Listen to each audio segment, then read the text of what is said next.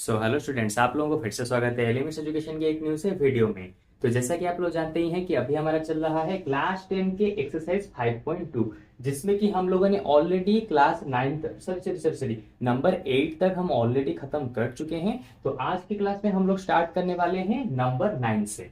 ठीक है, तो अगर आप लोगों ने इसके प्रीवियस वाले क्लासेस को अटेंड नहीं किया तो जल्द से जल्द उनको अटेंड कर लीजिए, नहीं तो इन सारे नंबर्स को समझने में आपको थोड़ी सी दिक्कत आ सकती है। ओके, तो देखो नंबर 9 वाले क्वेश्चन में उसने क्या कहा है, if the third term and the ninth term of an AP are 4 and -8 respectively, which term of the AP is 0। इसने एक एपी का थर्ड टर्म और नाइन्थ टर्म क्या होगा उसने दे दिया है, और फिर उसने पूछा है कि बताओ कि इस एपी में 0 कौन से वाले टर्म का होगा। ठीक है, तो हम इसको कैसे सॉल्व करेंगे। सबसे पहले हम इसके थर्ड टर्म और नाइन्थ टर्म को यूज करके मतलब कि ए और उसका कॉमन डिफरेंस को निकाल देंगे। उसके बाद हम चेक करेंगे कि इसके 0 कौन से वाले टर्म पर है। ठीक है, तो सबसे पहले ए और डी निकालते हैं इन दोनों को यूज करके। थर्ड टर्म कितना दिया है, थर्ड टर्म दिया है 4, और नाइन्थ टर्म कितना दिया है, नाइन्थ टर्म दिया है -8। थर्ड टर्म कैसे निकलता है, simple, a plus n minus 1 into d equal to 4। A plus n का वैल्यू ऊपर दिया है, थर्ड टर्म है ना, तो 3 - 1 into d equal to 4। A plus 3 से 1 जाएगा तो बचा 2 इंटू डी इक्वल टू 4। तो ए रहा 2d, इस तरफ जाके हो जाएगा 4 - 2d। ठीक है, ये है इक्वेशन 1। अब क्या करते हैं, देखो यहां से हमें a का कुछ वैल्यू निकल गया। अब सेम चीज यहां पे करेंगे, a9 यानी कि नाइन्थ टर्म कितना दिया है, -8।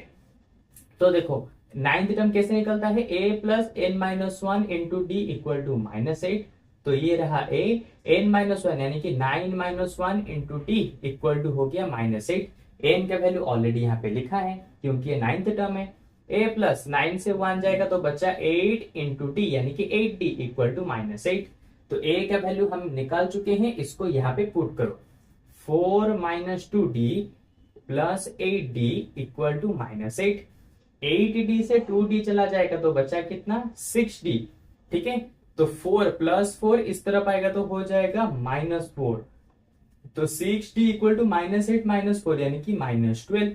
d का वैल्यू निकल जाएगा -12 डिवाइडेड बाय 6 यानी कि d का वैल्यू हो गया -2। तो d निकल गया। अब a कैसे निकालेंगे, d के वैल्यू को यहां पे पुट करो, a equal to 4 - 2 into d का वैल्यू है -2। 4 माइनस 2 2 जा 4 और माइनस इंटू माइनस प्लस, तो 2 2 जा ये हो गया 4, 4 प्लस 4 हो गया 8। तो a का वैल्यू हमारा यहाँ पे निकल गया कितना, a का वैल्यू निकल गया 8। तो देखो a का वैल्यू और d का वैल्यू यहाँ पे निकल चुके हैं। तो अब हम चेक करेंगे कि इसका कौन सा टर्म होगा जिसका वैल्यू होगा 0। तो मैं लेट करता हूं, इसका जो nth टर्म होगा वो होगा 0। तो nth टर्म कैसे निकलता है, a plus n-1 into d equal to 0, क्योंकि यही वाला हमारा एक्चुअल फॉर्मूला है जिससे हम एक्सरसाइज 5.2 को पूरा ही कंप्लीट कर रहे हैं। ओके, तो a का वैल्यू निकल चुका है 8 प्लस n का वैल्यू हमें पता नहीं, निकालना है कौन सा टर्म होगा ये 0, हम यहाँ पे n के वैल्यू को ही निकालेंगे। ठीक है, तो n-1, d का वैल्यू कितना है, -2 इक्वल टू 0। 8 प्लस -2 को n से मल्टीप्लाई करो तो minus into plus minus, 2 into n 2n, minus into minus plus, 2 into 1 2 equal to 0। 8 plus 2 हो जाएगा 10 माइनस 2n इक्वल टू 0। तो प्लस 10 इस तरफ आएगा तो हो जाएगा -10। तो इस तरफ माइनस, इस तरफ माइनस, कैंसल।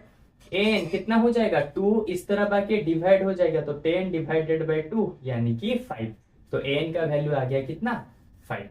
तो इसका मतलब देयरफॉर में हम क्या लिखेंगे, देयरफॉर उसने पूछा था which term of this AP is 0, हम लिखेंगे fifth term of this fifth term of this AP is 0, यानी कि इस एपी का जो फिफ्थ टर्म होगा वो हो जाएगा हमारा 0।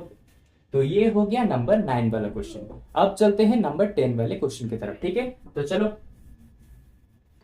तो देखो नंबर 10 वाले क्वेश्चन में उसने क्या कहा है, the 17th term of an AP exits it's 10th term by 7, find the common difference. तो यहाँ पे हमें कॉमन डिफरेंस को निकालना है, लेकिन उसने यहाँ पे हिंट दिया है कि उस अरिथमेटिक प्रोग्रेशन का जो 17th टर्म होगा वो किसके साथ इक्वल होगा, जब हम 10th टर्म के साथ 7 को क्या करेंगे, ऐड करेंगे। यानी कि जब हम 17th टर्म किसके साथ इक्वल होगा, जब हम 10th टर्म के साथ 7 को ऐड करेंगे तब जाके वो इसके साथ इक्वल होगा। ओके, तो इसी हिंट से ही हमारा कॉमन डिफरेंस निकल जाएगा। ठीक है, कैसे देखो, हम अगर टर्म को निकालते हैं तो फॉर्मूला क्या होता है, a plus n minus one into d. यहां पर सेम चीज a plus n minus one into d, और प्लस 7 जैसा था वैसा रहेगा, सिंपल। अच्छा, यहाँ पे a और d का वैल्यू हमें पता नहीं तो उसको छोड़ दो, तो a जैसा है वैसा रहेगा, प्लस n का वैल्यू देखो लिखा है 17 माइनस वन, d जैसा था वैसा रहा। यहाँ पे a का वैल्यू हमें पता नहीं तो a जैसा था वैसा रहेगा, लेकिन n का वैल्यू पता है, नंबर ऑफ टर्म्स कितने हैं यहाँ पे 10, तो ये हो गया 10 माइनस वन, d का वैल्यू पता नहीं, जैसा है वैसा रहेगा। उसके बाद 7, अब देखो a प्लस 17 से 1 जाएगा तो 16 इंटू डी 16d, ये हो गया a प्लस 10 से 1 जाएगा तो 9 इंटू डी 9d प्लस 7। अच्छा, अब देखो एक काम करते हैं, इस a को इस तरफ ले आओ, इस a को इस तरफ ले आओ और इस वाले d को इस तरफ ले आओ। क्यों, हमें कॉमन डिफरेंस निकालना है ना, इसीलिए मैं जहां पर भी d है उसको एक साइड करूंगा और बाकी सबको दूसरे साइड। तो ये रहा 16d, ये 9d इस तरफ आएगा, हो जाएगा माइनस 9d, ये है a प्लस 7 और ये प्लस है इस तरफ आएगा तो हो गया माइनस है, तो प्लस है माइनस है कैंसिल, 16d से 9d चला गया तो बचा कितना 7d इक्वल टू यहाँ पे है 7। ठीक है, तो d का वैल्यू आ गया कितना 7, यहाँ पे आके डिवाइड हो जाएगा तो 7 से 7 कैंसिल, आंसर हो गया 1। तो यहाँ पे कॉमन डिफरेंस हमारा कितना निकला है, सिंपल 1। तो इस तरह से हमारा नंबर 10 भी यहाँ पे खत्म हो चुका है। अब चलते हैं नंबर 11 की तरफ। ठीक है, तो सबसे पहले मैं नंबर 11 के क्वेश्चन को यहाँ पे लिख देता हूं। ठीक है, चलो, तो देखो नंबर 11 में क्या दिया है, Which term of the AP will be 132 more than its 54th term, यानी कि इनमें से ऐसा कौन सा टर्म है जो कि इक्वल होगा जब हम 54th टर्म के साथ 132 को मिलाएंगे। ठीक है, तो सबसे पहले हम निकालते हैं 54th टर्म होगा कौन। ठीक है, तो देखो a यहाँ पे हो जाएगा 3, कॉमन डिफरेंस यहाँ पे हो जाएगा कितना 15 माइनस 3 यानी कि 12। तो अब चलो 54th टर्म को निकालते हैं, तो 54th टर्म कैसे निकलेगा, a plus n minus one into d, a का वैल्यू है 3 प्लस n का वैल्यू होगा 54 माइनस वन इंटू डी का वैल्यू होगा 12। 3 प्लस 54 से 1 जाएगा तो बचा कितना 53, सॉरी गलत लिख दिया, 53 इंटू 12। तो अब 53 से 12 को मल्टीप्लाई करते हैं, 53 इंटू 12, 3 2 जा 6, 3 2 जा 6, 2 5 जा 10, 3 1 जा 3, 5 1 जा 5, ये हो गया 6, ये 3, 5 1 ये 6, तो ये हो गया 3 प्लस 6 3 6।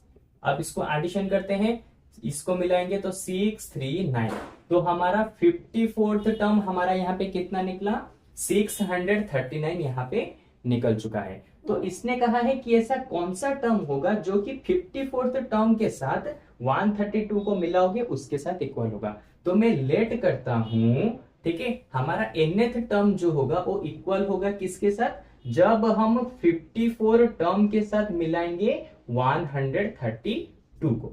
तो nth टर्म, ठीक है, तो nth टर्म कैसे निकलता है, a plus n minus one into d, और a 54 यानी कि 54 टर्म कितना निकला है 639 प्लस 132। तो a का वैल्यू देखो कितना है, डाल दो। n का वैल्यू हमें यहाँ पे पता नहीं क्योंकि हमने nth टर्म, हमें n का वैल्यू ही यहाँ पे फाइंड आउट करना है। उसने पूछा है ना व्हिच टर्म, यानी कि नंबर ऑफ टर्म, यानी कि n के वैल्यू को यहाँ पे निकालना है। तो n माइनस वन, d का वैल्यू कितना हो गया 12, इसको इसके साथ ऐड करो, 639 प्लस 132, ठीक है, 9 2 11, 3 3 6, ये 7 6 1 7, ये हो गया 7 7 1। अच्छा, अब देखो 3 प्लस 12 को अंदर मल्टीप्लाई करो, 12n, 12 को यहाँ पे मल्टीप्लाई करो, माइनस 12 इक्वल टू 7 7 1। तो देखो अब 3 से माइनस 12 जाएगा तो बचा कितना 12n, 3 से 12 जाएगा -9 इक्वल टू 771। -9 इस तरफ आएगा तो हो जाएगा क्या, यहाँ पे प्लस हो जाएगा, तो 771 प्लस 9। बाकी का अब यहाँ पे करते हैं, ठीक है। तो देखो, तो यहाँ पे बचा कितना, 12n इक्वल टू 771 से 9 को ऐड करो, ये हो जाएगा 780। तो n का वैल्यू कितना आ जाएगा, देखो 780 डिवाइडेड बाय 12। अब इसको कैंसिल आउट करते हैं, देखो 12 6 आ गया 72, तो बचा कितना, और 12 6 आ गया 72, तो बचा भी हमारा 2 चला गया 60, तो 60 यानी कि 12 5 से 60, तो n का वैल्यू आ गया 65। तो इसका मतलब उसने पूछा था व्हिच टर्म, तो therefore 65th term of the AP will be 132 more than its 54th term. ये हो गया हमारा आंसर, ठीक है। तो इसी के साथ नंबर 11 यहाँ पे खत्म हुआ। अब चलते हैं नंबर 12 वाले क्वेश्चन की तरफ, ठीक है। इसको इरेज करके नंबर 12 वाले क्वेश्चन को यहाँ पे लिख देता हूं, चलो। तो देखो 12th नंबर वाले क्वेश्चन में उसने क्या कहा है, two APs have the same common difference. दो एपीज हैं, उनका कॉमन डिफरेंस बिल्कुल सेम है। The difference between their 100th term is 100। जब हम उन दोनों एपीज के 100th टर्म को माइनस करेंगे तो आंसर आता है 100। तो अब मुझे बताओ कि what is the difference between there 1000th term. तो अब मुझे बताओ कि जब हम उसके 1000th टर्म को माइनस करेंगे तो वहां पे आंसर हमारा क्या आएगा, ठीक है। तो देखो सबसे पहले मैं क्या लेट करूंगा, let common difference of two APs equal to d. दोनों एपीज के कॉमन डिफरेंस को मैंने डी लेट कर लिया क्योंकि ये सेम है। उसके बाद देखो फर्स्ट एपी का जो फर्स्ट टर्म होगा, ठीक है, इसका जो फर्स्ट टर्म होगा इसको मैं लेट करता हूं कैपिटल ए, और उसके बाद सेकेंड एपी का जो फर्स्ट टर्म होगा उसको मैं लेट करता हूं स्मॉल ए। ओके, तो अकॉर्डिंग टू क्वेश्चन देखो, क्वेश्चन के हिसाब से उसने क्या कहा था, जब हम इन दोनों एपीज के 100th टर्म को माइनस करेंगे तो आंसर 100 आएगा। तो इन दोनों एपीज के 100th टर्म को माइनस करके देखते हैं। देखो इसका 100th टर्म A100 इसका, ठीक है, इसका A100 टर्म माइनस करेंगे इसका A100, यानी कि 100th term minus 100th term, कितना आएगा आंसर, उसने दिया था आएगा 100। तो 100th टर्म कैसे निकलता है इस वाले एपी के लिए, हमारा फॉर्मूला है A plus n minus 1 into d, फिर माइनस इसका फॉर्मूला क्या होगा, same to same A plus n minus 1 into d equal to हो जाएगा कितना, 100।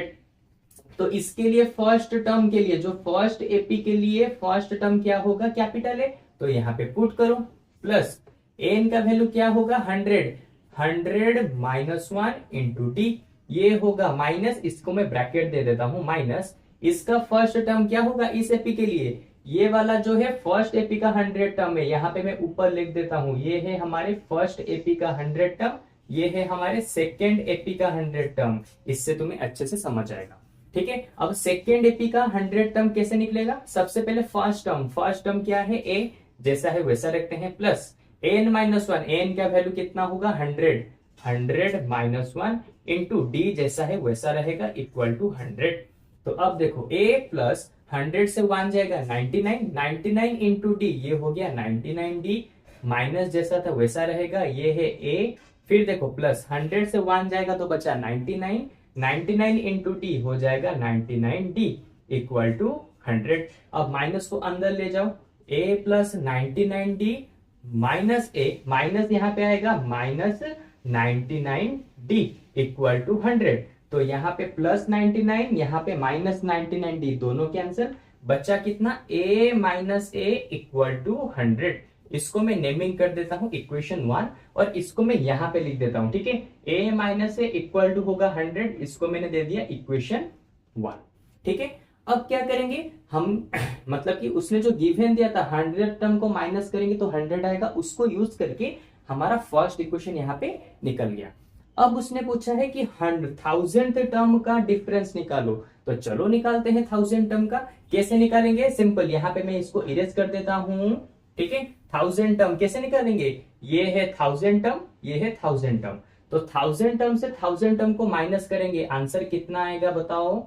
उसको हमें निकालना पड़ेगा ना। उसने कहा है कि 1000 टर्म को माइनस करो, आंसर कितना आएगा बताओ। तो इसका मतलब ये 100 तो नहीं होगा, क्योंकि हमें पता ही नहीं है 1000 टर्म से 1000 टर्म को माइनस करने पे आंसर कितना आएगा, हमें पता नहीं। हम यहाँ पे अभी उसको निकालेंगे। कैसे निकालेंगे? देखो हमारा फॉर्मूला क्या है, a plus n minus one into d minus a plus n minus one into d. दोनों एपीज के लिए मैंने फॉर्मूला डाल दिया। a का वैल्यू यहाँ पे देखो, फर्स्ट एपी के लिए a का वैल्यू क्या होगा? a, तो यहाँ पे डाल दो a प्लस n का वैल्यू यहाँ पे क्या होगा? 1000 minus one into d minus रहा। यहाँ पे सेकेंड एपी के लिए फर्स्ट टर्म क्या होगा? फर्स्ट टर्म होगा वही स्मॉल a, जैसा था वैसा रहा। यहाँ पे n का वैल्यू होगा 1000, तो 1000 माइनस वन इंटू डी। उसके बाद देखो यहाँ रहा a प्लस 1000 से 1 जाएगा तो बचा 999 इंटू डी हो जाएगा 999 डी माइनस यहाँ पे a जैसा था वैसा रहेगा प्लस यहाँ पे सॉरी मैंने गलती से 100 लिख दिया, ये वाला होगा 1000 माइनस 1, ठीक है, क्योंकि यहाँ पे n का वैल्यू 1000 है ना, इसलिए 1000 से 1 गया तो बचा 999, उसके साथ मल्टीप्लाई होगा d, ये हो गया हमारा एंड वाला आंसर। अब माइनस को अंदर लेके जाओ, a प्लस 999 डी माइनस अंदर जाएगा, माइनस है यहाँ पे, माइनस अंदर जाएगा माइनस 999 डी। तो देखो दोनों को यहाँ पे कैंसिल करो, एंड में आंसर कितना बचा? a माइनस ए।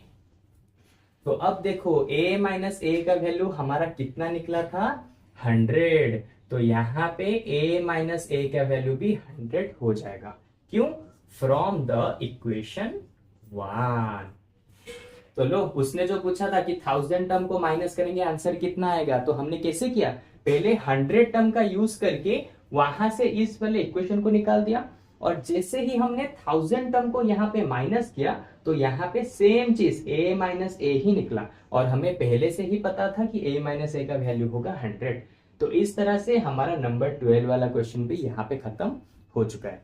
तो अब मुझे लगता है कि तुम इसे बहुत ही अच्छे से अब ये चारों नंबर समझ चुके होगे, लेकिन फिर भी अगर इसके ऊपर कुछ भी डाउट बनता है तो मुझे कमेंट सेक्शन में बताओ कि तुम्हारा कौन से चीज के ऊपर डाउट रह गया। मैं उसी चीज के ऊपर तुम्हारा नाम मेंशन करके एक वीडियो अपलोड कर दूंगा, जिससे कि तुम उस वाली वीडियो से समझ पाओगे और वो तुम्हारा डाउट भी बहुत ही अच्छे से क्लियर हो जाएगा। ओके, तो चलो आज के क्लास में बस नंबर 12 तक करेंगे, और इसके नेक्स्ट यानी कि आगे वाले क्लास में हम नंबर 13 से इसको स्टार्ट करेंगे। ठीक है, तो अब मिलते हैं कल के वाले क्लास में, और एक्सरसाइज 5.2 को हम दोनों मिलके इस तरह से कंप्लीट कर देंगे। ओके, तो चलो बाय बाय।